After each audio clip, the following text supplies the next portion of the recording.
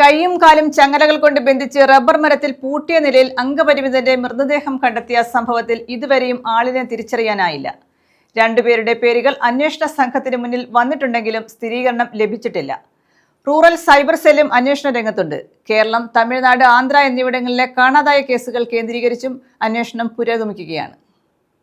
Punalur police sub ഡിവിഷന്റെ അധിക ചുമതല വഹിക്കുന്ന ഡിവൈഎസ്പി ടി.ആർ. ജിജുവും പുനലൂർ, ഏരൂർ SHOമാരും അടങ്ങുന്ന 20 പേരുടെ സംഘം എല്ലാ ദിവസവും പുനലൂർ ഡിവൈഎസ്പി ഓഫീസിൽ യോഗം ചേർന്ന് അന്വേഷണ പുരോഗതി വിലയിരുത്തുന്നുണ്ട്. കൃത്യം നടത്താൻ തദ്ദേശവാസികളുടെ സഹായം അനിവാര്യമായിരുന്നുവെന്ന കണ്ടെത്തലിന്റെ അടിസ്ഥാനത്തിൽ കഴിഞ്ഞ ദിവസം പിറവന്തൂർ ഗ്രാമപഞ്ചായത്തിന്റെ വിവിധ ഭാഗങ്ങളിൽ അന്വേഷണം നടത്തി. ഏതാനും പേർ നിരീക്ഷണത്തിലാണ്.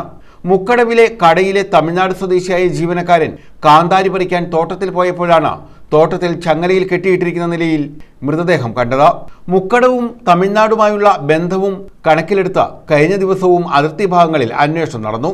ആദ്യഘട്ടത്തിൽ കീറിയ ബാഗ്, ഒരു കത്രിക, കന്നാസ്, കുപ്പി എന്നിവ മാത്രമായിരുന്നു കണ്ടെത്തിയിരുന്നത്.